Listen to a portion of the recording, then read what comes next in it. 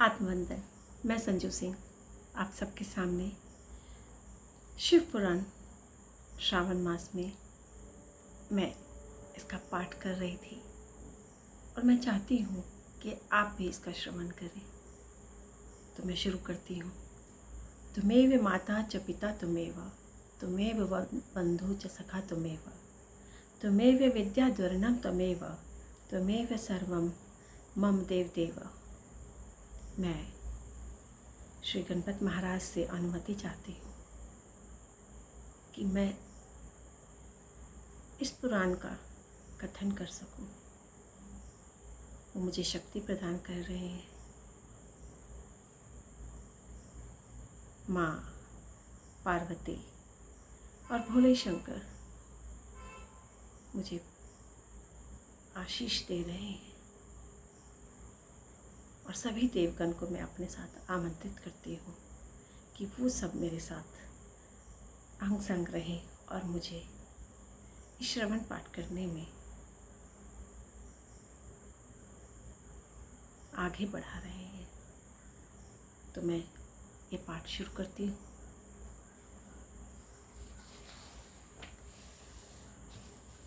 श्री गणेशाय नमः।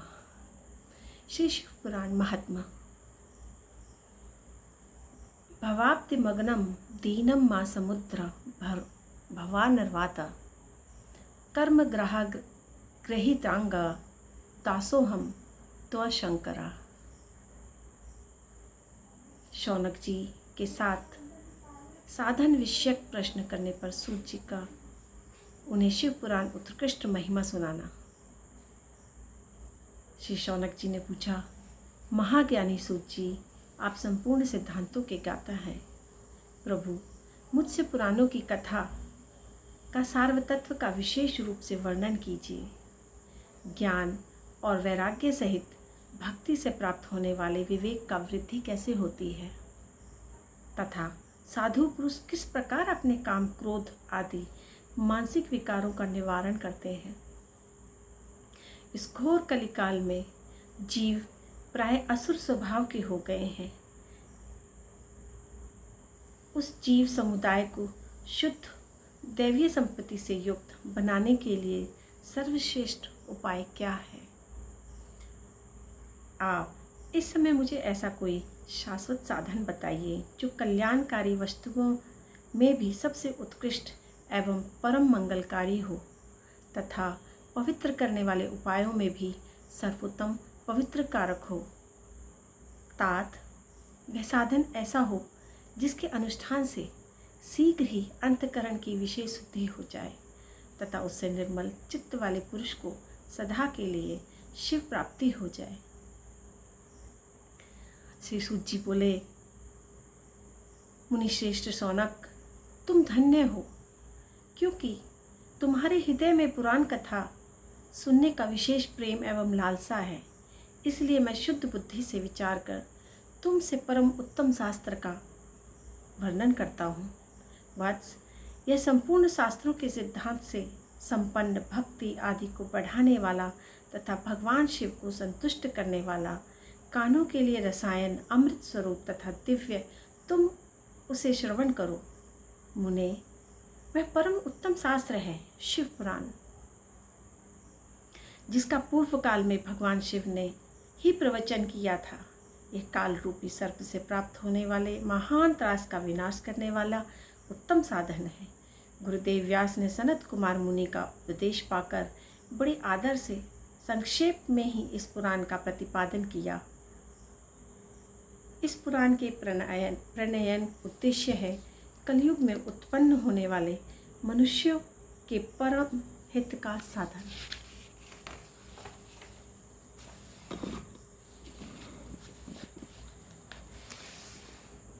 यह शिव पुराण परम उत्तम शास्त्र है। इसे इस भूतल पर भगवान शिव का वाग्मय स्वरूप समझना चाहिए और सब प्रकार से इसका सेवन करना चाहिए। इसका पठन और श्रवण सर्व साधन रूप है। इससे शिव भक्ति पाकर श्रेष्ठतम स्थिति में पहुंचा हुआ मनुष्य शीघ्र ही शिव पद को प्राप्त कर लेता है। शिवपूर्ण शिव पद को प्राप्त कर लेता है। इसलिए संपूर्ण यत्न करके मनुष्यों ने इस पुराण को पढ़ने की इच्छा की है अथवा इसके अध्ययन को अभिष्ट साधन माना है। इसी तरह इसका प्रेम पूर्वक श्रवण भी संपूर्ण मनोवांछित फलों को देने वाला है। भगवान शिव के इस पुराण को सुनने से मनुष्य सब पापों से मुक्त हो जाता है तथा इस जीव में बड़े बड़े उत्कृष्ट भोगों का उपभोग करके अंत में शिवलोक को प्राप्त होता है। यह शिव पुराण नामक ग्रंथ 24,000 श्लोकों से युक्त है। इसकी 7 संहिताएं हैं। मनुष्य को चाहिए कि वह भक्ति, ज्ञान और वैराग्य से संपन्न हो बड़े आदर से इसका श्रवण करे। 7 संहिताओं से युक्त यह दिव्य शिव पुराण परम ब्रह्म परमात्मा के समान विराजमान है और सबसे उत्कृष्ट गति प्रदान करने वाला है। जो निरंतर अनुसंधान पूर्वक है इस शिव पुराण को बाँचता है तथा नित्य प्रेम पूर्वक इसका पाठ मात्र करता है, वह पुण्य आत्मा है। इसमें संशय नहीं। जो उत्तम बुद्धि वाला पुरुष अंतकाल में भक्ति पूर्वक और इस पुराण को सुनता है, उस पर अत्यंत प्रसन्न हुए भगवान महेश्वर उसे अपना धाम प्रदान करते हैं। जो प्रतिदिन आदरपूर्वक इस शिव पुराण का पूजन करता है, वह इस संसार में संपूर्ण भोगों को भोग कर अंत में भगवान शिव के पद को प्राप्त कर लेता है। जो प्रतिदिन आलस्य रहित हो रेशमी वस्त्र आदि के श्रेष्ठ वेष्टन से इस शिव पुराण का सत्कार करता है, वह सदा सुखी होता है। वह शिव पुराण निर्मल तथा सर्वस्व है। जो इहलोक और परलोक में भी सुख चाहता हो, उसे आदर के साथ प्रयत्नपूर्वक इसका सेवन करना चाहिए। यह निर्मल एवं उत्तम शिव पुराण धर्म, अर्थ, काम और मोक्ष रूप चारों पुरुषार्थों को देने वाला है। अतः सदा प्रेम पूर्वक इसका श्रवण एवं विशेष पाठ करना चाहिए।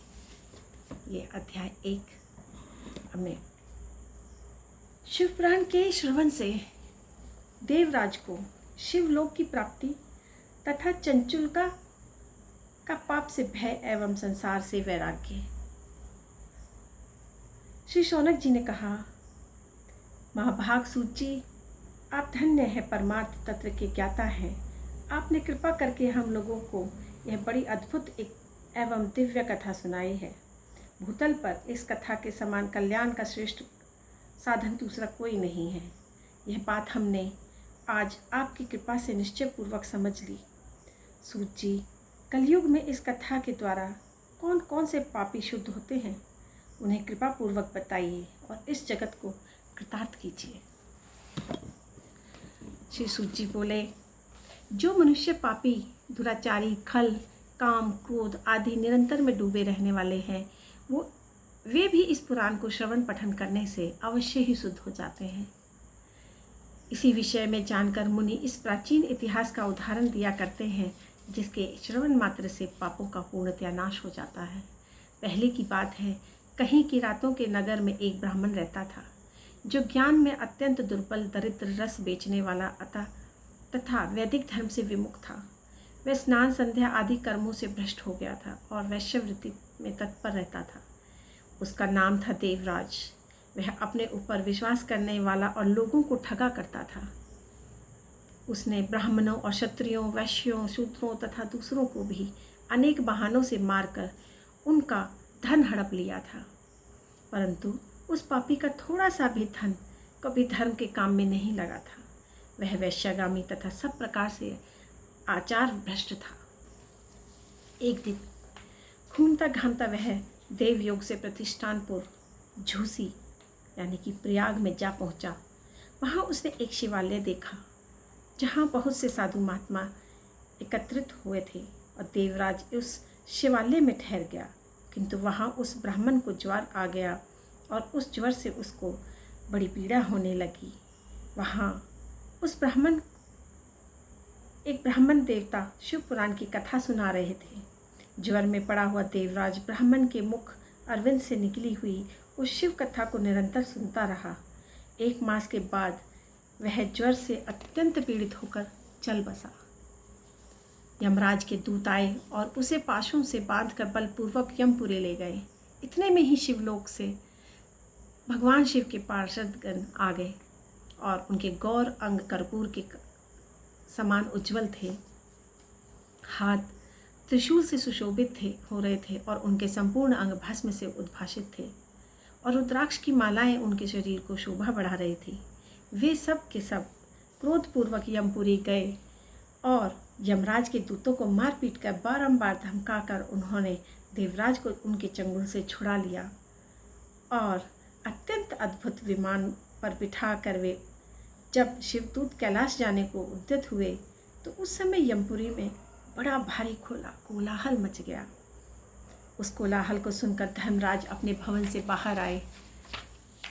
साक्षात दूसरे रुद्रों के समान प्रतीत होने वाले उन चारों दूतों को देखकर धर्मज्ञ धर्मराज ने उनका विधि पूर्वक पूजन किया और ज्ञान दृष्टि से देखकर सारा वृत्तांत जान लिया।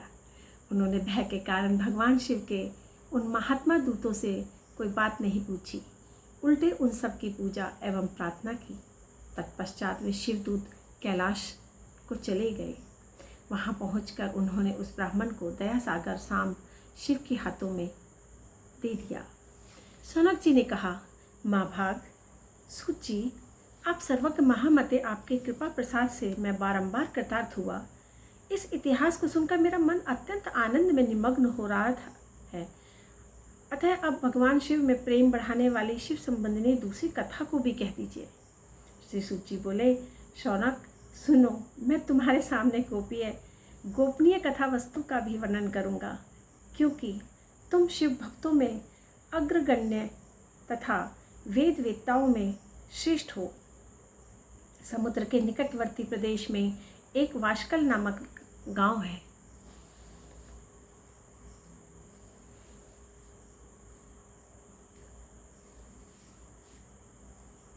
और वे सब के सब बड़े दुष्ट हैं।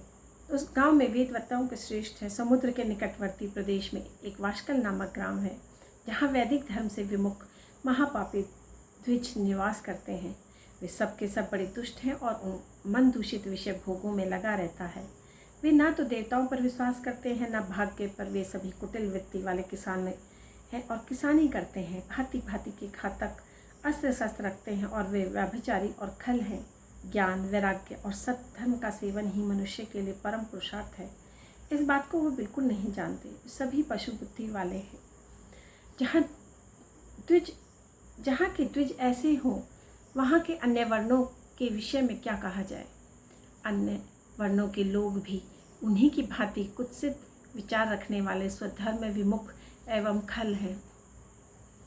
वे सदा कुकर्म में लगे रहते हैं और नित्य विषय भोगों में ही डूबे रहते हैं। वहाँ की सभी स्त्रियाँ कुटिल स्वभाव की, स्वेच्छाचारिणी, पापाशक्त, कुत्सित विचार वाली और व्यभाचारिणी हैं। वे सद्व्यवहार तथा सदाचार से सर्वथा शून्य हैं। इस प्रकार वहाँ दुष्टों का ही निवास है। उस वाशकल नामक गाँव में किसी समय एक बिंदुक नामधारी ब्राह्मण रहता था। वह बड़ा अधम था, दुरात्मा और महापापी था। यद्यपि उसकी स्त्री बड़ी सुंदरी थी, तो भी वह कुमार्ग पर ही चलता था। उसकी पत्नी का नाम चंचुला था। वह सदा उत्तम धर्म के पालन में लगी रहती थी, तो भी उसे छोड़कर दुष्ट ब्राह्मण वैश्यगामी हो गया। इस तरह कुकर्म में लगे हुए बिंदु के बहुत वर्ष बीत गए। उसकी स्त्री चंचुला काम से पीड़ित होने पर स्वधर्म नाश के भय से कलेश सहकर भी दीर्घ काल तक धर्म से भ्रष्ट नहीं हुई, परंतु दुराचारी पति के आचरण से प्रभावित हो आगे चलकर वह स्त्री भी दुराचारिणी हो गई।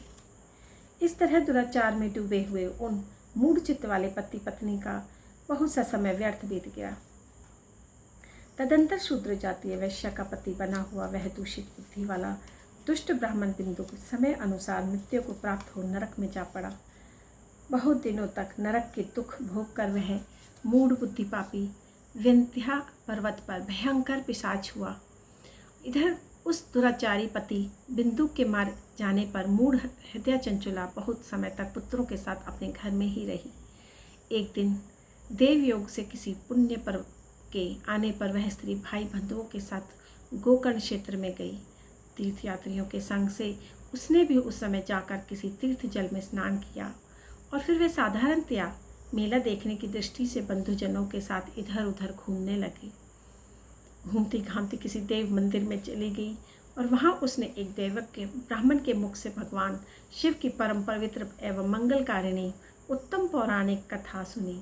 कथावाचक ब्राह्मण कह रहे थे कि जो स्त्रियां पर पुरुषों के साथ व्यभिचार करती हैं, वे मरने के बाद जब यमलोक में जाती हैं, तब यमराज के दूत उनकी योनि में तपे हुए लोहे का पारिक डालते हैं।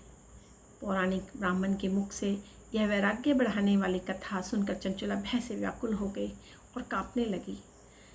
जब कथा समाप्त हुई और सुनने वाले सब लोग वहाँ से बाहर चले गए, तो भयभीत नारी एकांत में शिव पुराण कथा बाँचने वाले ब्राह्मण के पास गई और बोली। चंचुला ने कहा, ब्राह्मण, मैं अपने धर्म को नहीं जानती थी, इसलिए मेरे द्वारा बड़ा दुराचार हुआ। स्वामिन, मेरे ऊपर अनुपम कृपा कीजिए और मेरा उद्धार कीजिए। आज आपके वैराग्य रस से ओतप्रोत इस प्रवचन को सुनकर मेरा बड़ा भय लग रहा है। मैं कांप रही हूँ अंदर से और मुझे इस संसार से वैराग्य हो गया है। मूढ़ चित्त वाली पापिनी को धिक्कार है। मैं सर्वथा निंदा के योग्य हूँ। कुत्सित विषयों में फंसी हुई हूँ और अपने धर्म से विमुख हो गई हूँ। हाय, न जाने किस किस घोर कष्टदायक दुर्गति में मुझे पड़ना पड़ेगा। वहाँ कौन बुद्धिमान पुरुष को मार्ग में मन लगाने वाली मुझ पापिनी को साथ देगा। मृत्यु काल में उन भयंकर यमदूतों को मैं कैसे देखूंगी, जब वे बलपूर्वक मेरे गले में फंदे डालकर मुझे बांधेंगे। तब मैं कैसे धीरज धारण कर सकूंगी। नरक में जब मेरे शरीर के टुकड़े टुकड़े किए जाएंगे, उस समय विशेष दुख देने वाली उस महायातना को मैं वहाँ कैसे सहूँगी। हाय, मैं तो मारी गई, मैं जल गई, मेरा हृदय विदीर्ण हो रहा है, टुकड़े टुकड़े हो रहे, मैं हर तरह से नष्ट हो चुकी हूँ, क्योंकि मैं हर तरह से पाप में डूबी रही। ब्राह्मण, आप ही मेरे गुरु हैं, आप ही माता हैं और पिता। आपकी शरण में आई हूँ। मुझ दीन अबला का आप ही उद्धार कीजिए। सूत जी कहते हैं, शौनक, इस प्रकार खेद और वैराग्य से युक्त हुई चंचुला ब्राह्मण देवता के दोनों चरणों में गिर पड़ी। तब उन बुद्धिमान ब्राह्मण ने कृपापूर्वक उससे उठाया और इस प्रकार कहा,